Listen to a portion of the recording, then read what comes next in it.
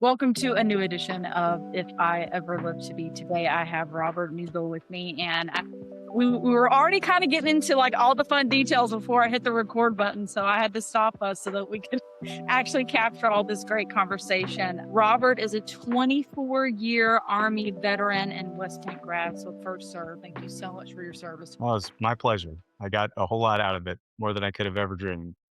Yeah, yeah. And we're definitely going to get into that. And you also, after all that time in transition, you're starting a new business. So, Robert, I'm going to kick it over to you and just kind of tell us a little bit about you. And then we're going to dive into all the details. Okay.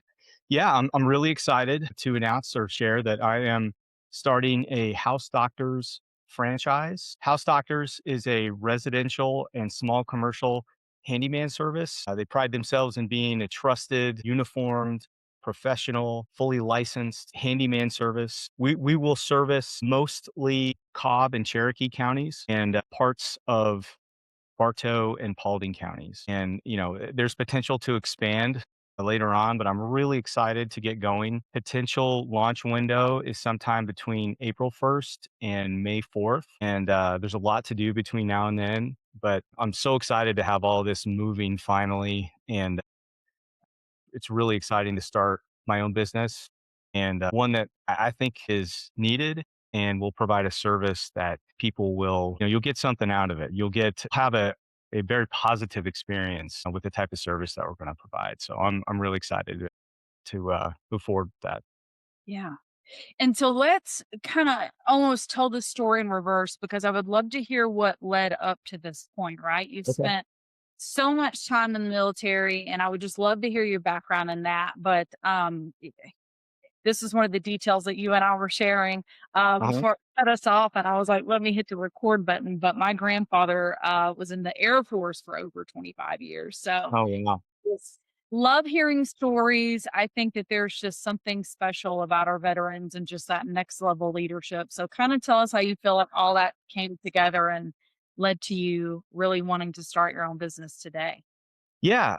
Well, I grew up in Northern California. My wife and I both, and um, let's see, I had a really great childhood.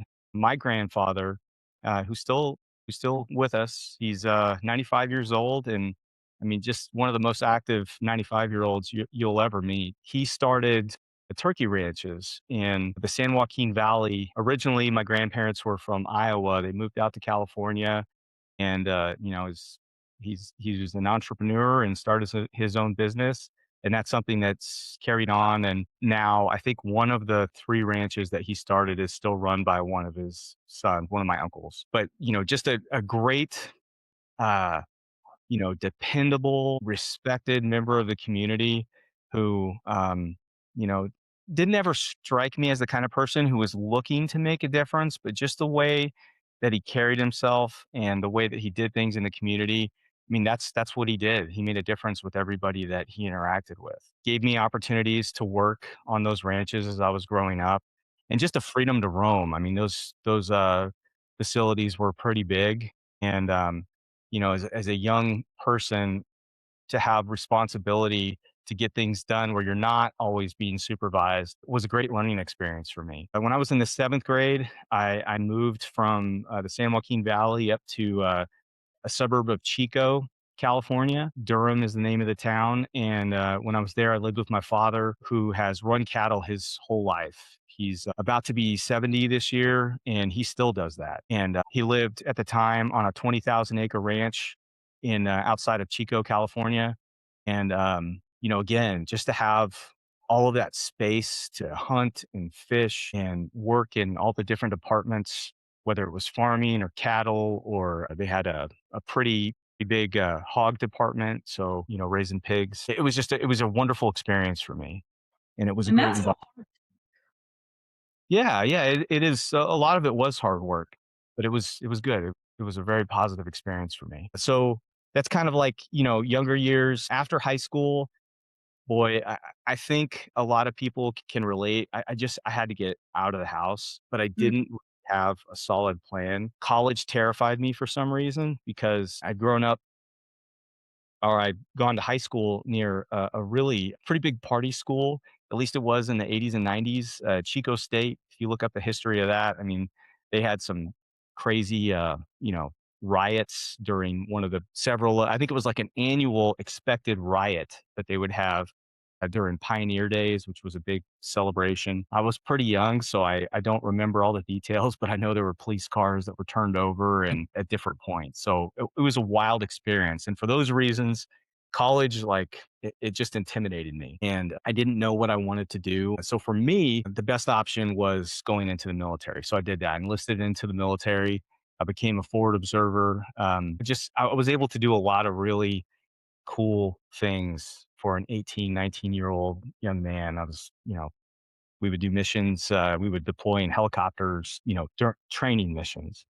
And I just got to have a lot of experience and develop a lot of independence and confidence, all those things. And after a couple years of that, man, I still remember I was having a conversation with my platoon sergeant. We were on DIVARTY staff duty, Division Artillery staff duty. And I shared with him that my recruiter had given me a West Point pamphlet as I was as I was leaving home.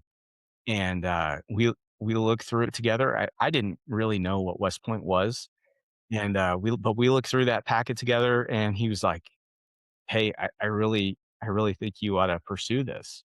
And, when I look back on it, he could have said a lot of different things, whether or not he thought that I would be successful at a place like West Point. But, the fact that he encouraged me, was awesome. And, so I did that. I went to West Point, made a lot of really good lifelong friends that I still am in contact with almost daily today, and, graduated from there in 2002, became an infantry officer, and, just got to do, uh, a ton of really amazing assignments, work with a bunch of really incredible, committed people, and I deployed a couple times to Iraq, had some experiences there, and retired from the Army in 2019 out of West Point, New York. Yeah, so that was my military career. The reason for retirement is just I felt like I wasn't able to, you know, meet my own personal physical standard in the Army. It's pretty demanding, especially as an infantry officer, and I knew I wasn't there anymore, and I wanted to provide some stability for my family, especially my oldest daughter. She was going into high school, and so we decided to retire from the army, and I had an opportunity to work for a construction company that covers most of the Southeast region and have expanded some from there. It's called Yates Construction. They were fabulous. They gave me an opportunity to go through their leader development program and learn a lot about commercial, industrial, and what's the word? Like road bridges and highways, that type of construction. So they do a lot of different things, and they gave me the opportunity to learn about each of those. COVID hit right about the time that we moved to Dallas, Georgia in 2020, and that meant that the majority of the construction projects in the Atlanta area, which is why I moved to the area, were put on pause. So I spent a lot of time away from home doing hurricane reconstruction projects down on the Gulf Coast. We had a couple pretty bad ones come through Delta, and I can't remember the name of the other one. But I was just spending way too much time away from home. It's not why I got out of the army. I wanted to, you know, be with my family. So I had to quit that job. It was a very difficult decision because I had never quit a job before, and I felt like I failed. But with my wife's help, I found opportunities to teach high school JROTC. I did that for 3 years. First up in Gordon County, and then I found a job closer to home in Paulding County. I taught the last 2 years at South Paulding High School. There are aspects of teaching that are extremely rewarding, to me personally, but it's a tough business to be in.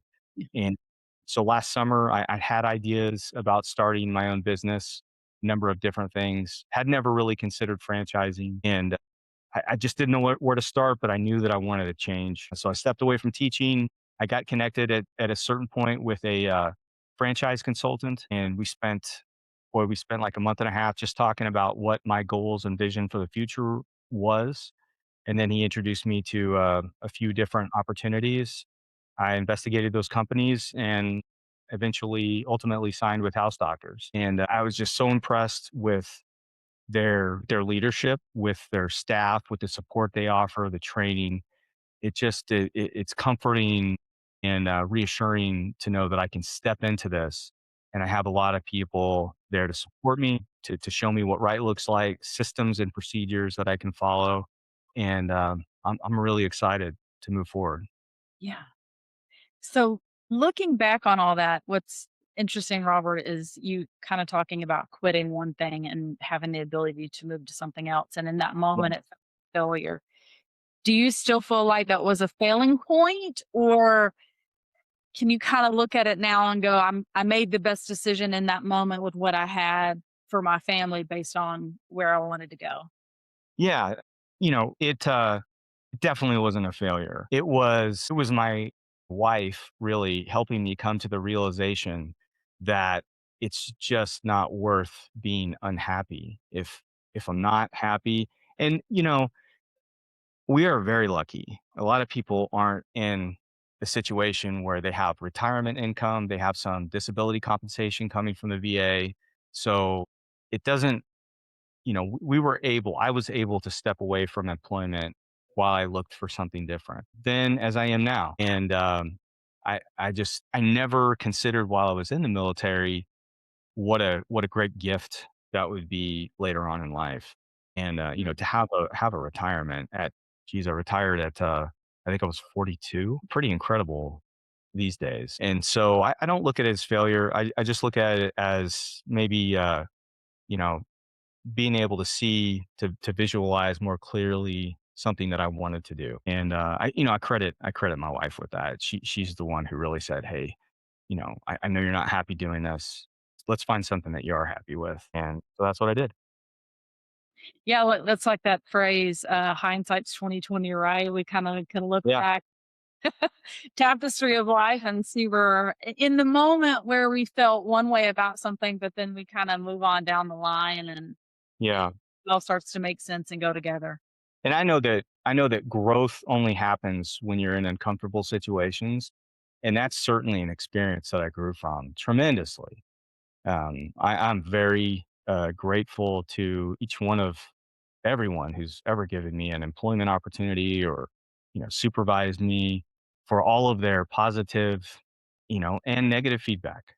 It's made me better. And going through that difficult situation, coming to terms that it wasn't it wasn't a failure, it was a change that ended up being a very positive thing for me and my family. Yeah.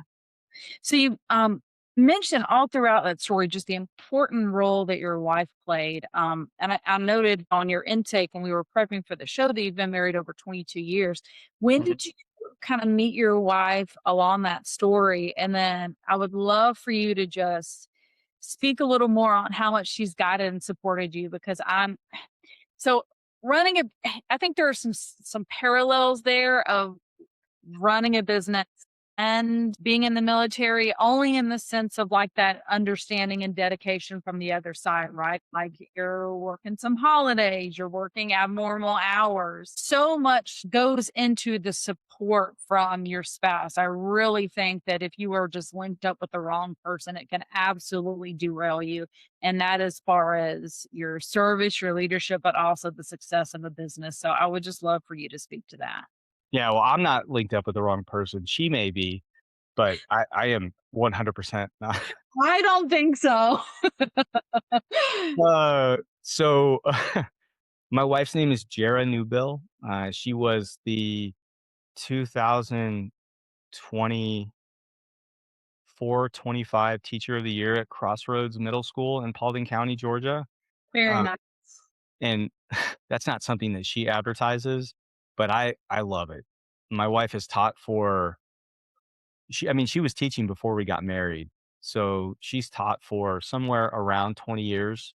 Yeah. Took a few breaks when the kids were small, and yeah, she is so good at that. She connects with the children, and she teaches 7th grade, so that's a that's a tough age. Yes. Yes, it is. That's like 12, 13, and maybe you have some 14-year-olds, Yeah. maybe 14, but 12 and 13-ish. Yeah, they're not little kids anymore, and they have opinions, and yeah, but she does such a great job, and I am so proud of her. So we met, actually, our families were very close.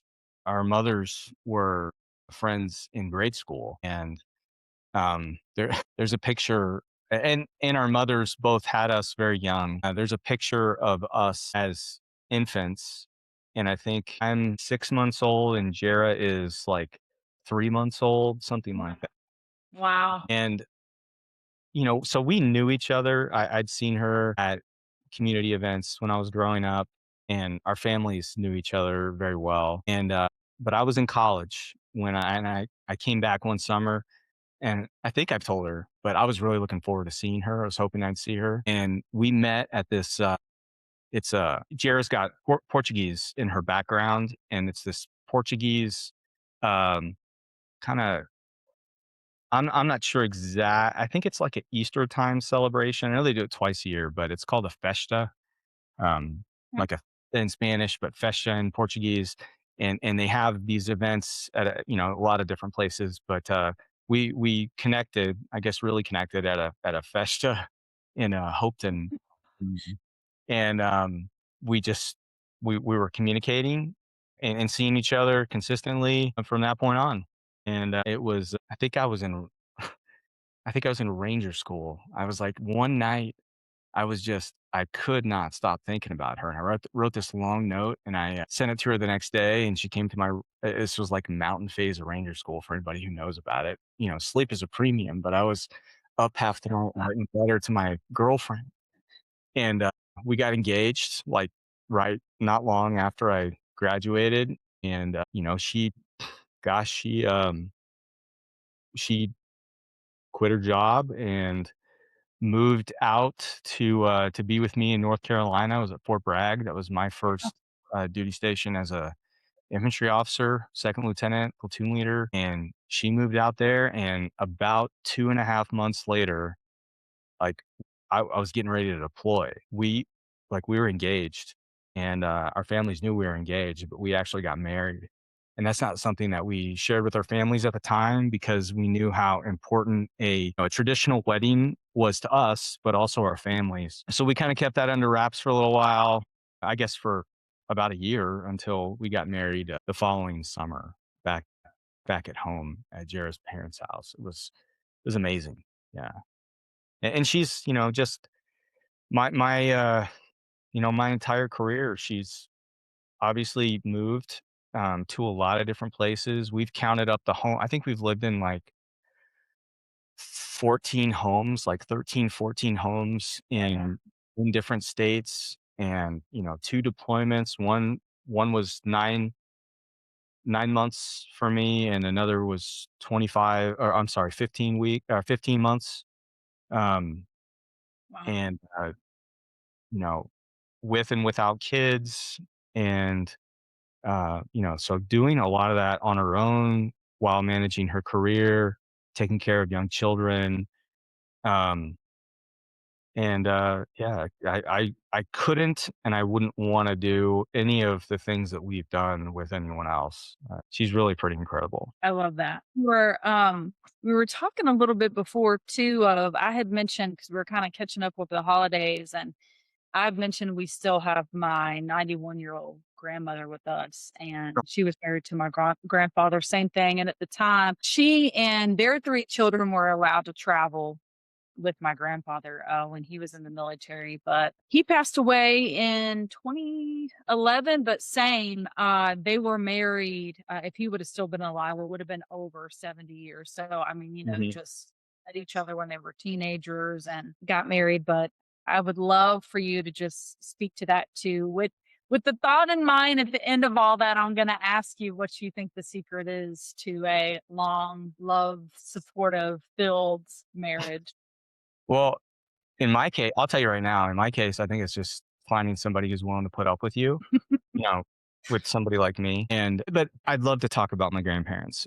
So I am so blessed, fortunate. My parents separated divorced when I was very young, and so I have my mother's parents, my father's parents, and my stepmother's mother was also a big part of my life growing up. And all five of those people were, I guess, like they always wanted, seemed anyhow, they always wanted to be a part of my life. They always came to big events, graduations, etc. But it was much deeper than that. Whether it was a letter, or just checking in, a phone call. My grandparents were really special, driving me from to visit my from my mother's to my father's, and my father's to my mother's. There was a lot of that when I was young, but they were always there for me. Uh, very reliable, dependable. I could always talk to them, and yeah. So on my dad's side, grandfather, I think he was the first grandparent to pass away pretty young, and that was tough. That was a that was really tough. Tough on me, tough on my father. My siblings were still pretty young. I don't know how much they remember that. My grandmother was the next. She actually found she remarried, so I think she was the next to pass. And then more recently, on my mother's side, my grandparents, Shirley and Charley Bauer, my grandmother, she passed away. I think it's been about 3 years ago, and I was telling you before the podcast started that she was just so full of life. I mean, I've got pictures of her on an elephant in Thailand when she was in her Yes. 80s, like late 80s, I love that. to visit one of my brothers. I mean, so just no limits to where she would go or the things she would do to have fun. Her and my grandfather have been going or have been going to Reno at, I think it's like a monthly thing. And what I never realized is all the people that they had gone to meet there in Reno. They live in Northern California, so it's I don't know, like 3 hour trip to get up there. And they have they had built this little community of people that they were going up there to see. I always just thought that they were going up there to gamble. I never really put it together that maybe they have friends that they go meet up there. But that's what they were doing. And my grandfather has been a hard worker his whole life. I told you a little earlier about the opportunities that he gave me when I was young. But I think what sticks most with me is just the example that he set without even trying. One thing that I'll never forget. You might have to cut this out, Whitney. One thing I'll never forget is the way he said goodbye to my grandmother. I mean, it was so powerful. It was so powerful. He did it with such poise and grace. Yeah, I get to stand there right beside him when he did a lot of that, and it's just something I'll never forget. And I don't get to see enough of him, but Mm. I know he's proud of me, and I'm really looking forward to seeing him this summer and letting him know how much I care for him and appreciate him. He's been a huge part of my life, and yeah, pretty special guy. Sorry about that. No, don't be sorry at all. There's something I love hearing stories like that because I see so many similarities in between my grandparents, and it's funny because I'm about to say a phrase that they would say, which is they don't make them like that anymore, right? Like Yeah, yeah, it's true. there's something about that strength and resiliency, and there's so much that I learned just about life and not only tackling life and difficult things head on, but it's like you said, it's like this next level of class and just strength and resiliency that they're just able to face those things. Yeah, And one thing that I'm sorry. Go ahead. no, I was just gonna say I don't know that I could pinpoint necessarily like what the difference is, other than that was the only option they had. Maybe that's it. It's like the only option that they had is through. And I feel like in, 2026, we have other things to lean on and to maybe a better word is like distract ourselves with. But there was just something about like you had your family, couple of close people in your community, and then you just had to like push through it. Like if the Yeah, bills had to pay, you were figuring out a way to pay it. It was just like that grit and just dig your heels in and get it done. I don't know. There's just something different about it. right. I think I know. I really do. At least from my perspective, my grandfather has always said, "Robert, you got to have a purpose," Mhm. and that's resonated with me more in certain parts of my life. But I get it. I understand it. You have to have something bigger that's bigger than yourself that you're moving toward. You have to have a reason why you're here. You have to have that vision of the future, that whatever the goals that you have to achieve in order to get there. I think that's missing for a lot of people. I think we're just kind of going through the motions and filling downtime with our screens, and we're just missing purpose. And I know, looking back over my life, when I lost sight of my purpose, that's when things didn't go so well. And I feel very strongly that I have one today, and I am very excited. I'm happy to be here. I'm excited for the future. It's a really good feeling. It's Yeah. not always easy to find, but you have to have a purpose. You have to know what that is. Yeah. And you know what? Sometimes it feels like the dark side of the mountain before you get to that valley top, right? Of like when it feels like so many things are falling out of line. That's the point Right. when so many things are falling in line and we just don't know it. But yeah, I see what you're saying because I maybe another pinpoint or pain point is just that lack of.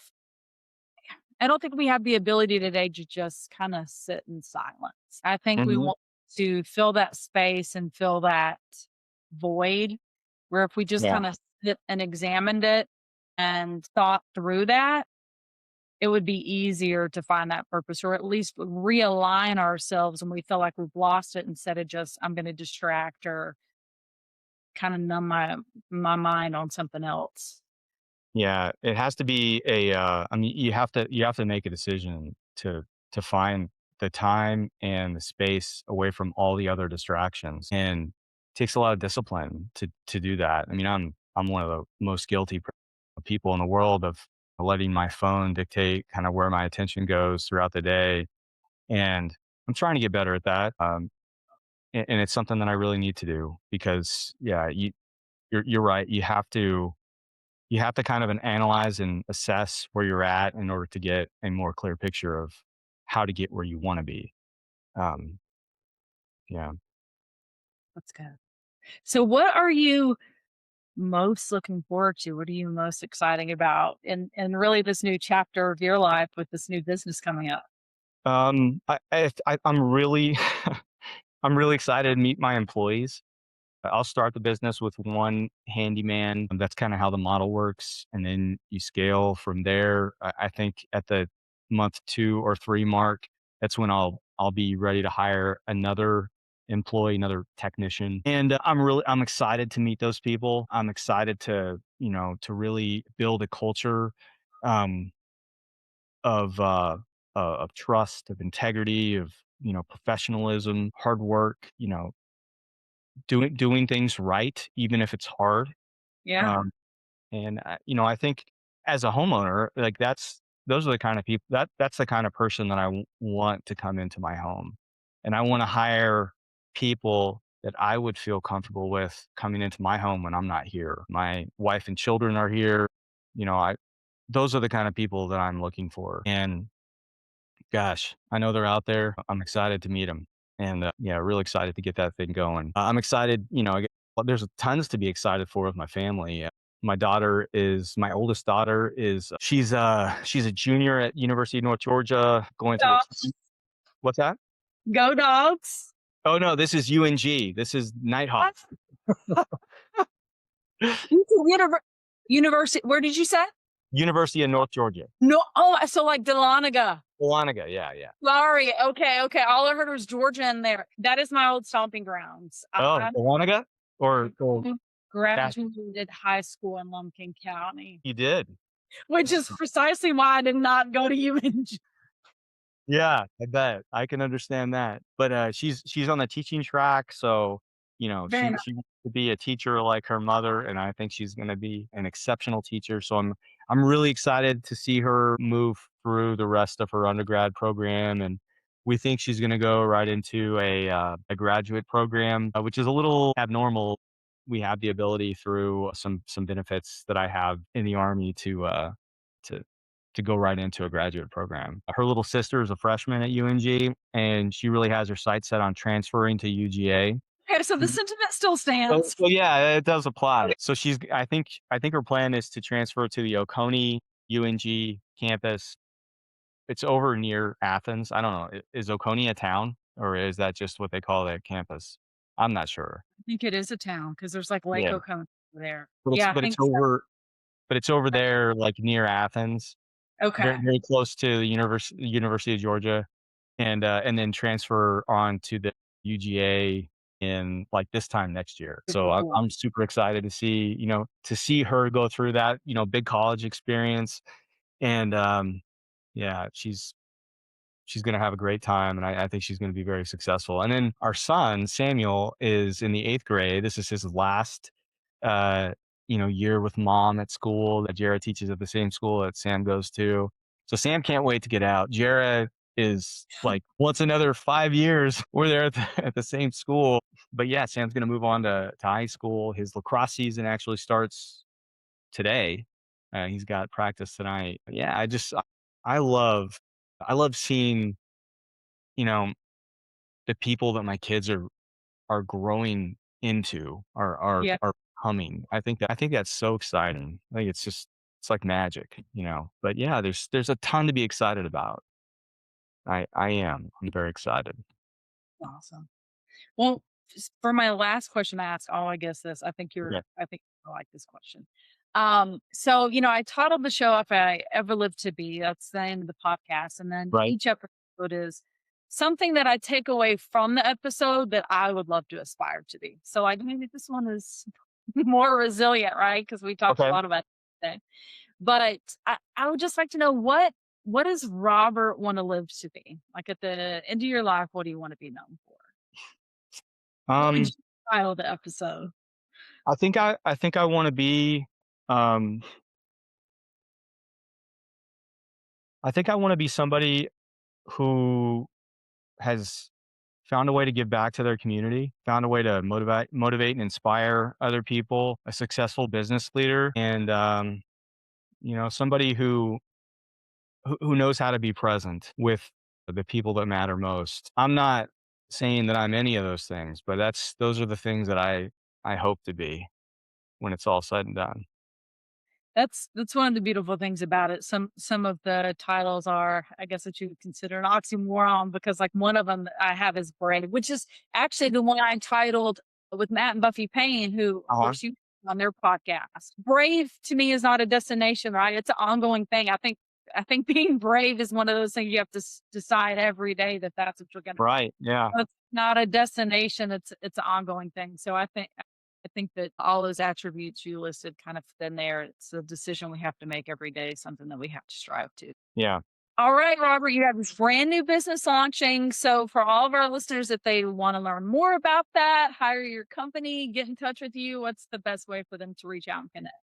Yeah, look up House Doctors. I'll have more contact information coming out soon. For now, you can reach me on email at rnewbill@housedoctors.com.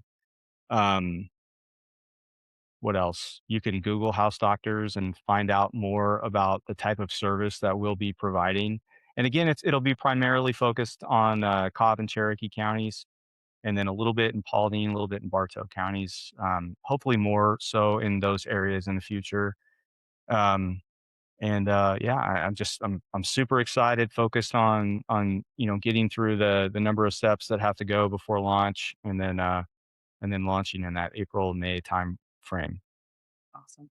Well, this has been absolutely fantastic, Robert. You've set our new year up in the best way because this is the first recording of the year. So I'm like, yes, this is fantastic. We're all set in the line. So this has just been a really awesome conversation to kick things off. So thanks for joining me. Yeah, thank you for having me. I really, really appreciate the opportunity to come on here and talk. I mean, it's not something. It's tough. It is hard to talk about yourself, but it's important. I think it's a good opportunity to reflect. So thank you for that. Absolutely. No, hey, you know what? The only way to get better is to keep doing it. So that means you have to say yes to more podcasts, Robert. Okay. Hey, thanks so much for listening to today's show. Look, I wanted to take the opportunity and tell you a little bit more about two events that are coming up. One at the Tilbridge, my company is sponsoring by Ashley Hudgens. Event number one is I Am More Than. This is really geared towards teens and tweens. So if you have some young teenage girls in your life, in your family, definitely look up Ashley Hudgens and Urban Trends Studio to find out more information about that particular event and all that she has going on. Again, the Tilbridge is a proud sponsor. Also, me and my buddy Logan Lewis, we're doing No Script Needed on March 28th at the theater in Afworth. It's going to be a fun nighttime event, really a live kind of podcast setting. We got a couple of questions that, well, I know is on my heart and mind to ask our guests, but everything is unscripted. So the answers, some of the banter, the things that I'm sure are going to happen on stage and in between guests, everything is unscripted. So you can search for that on Eventbrite to get tickets. You can also look up either myself or Logan Lewis on Facebook. All the information is there on our Facebook event. We'd love to see you come out and be in the audience.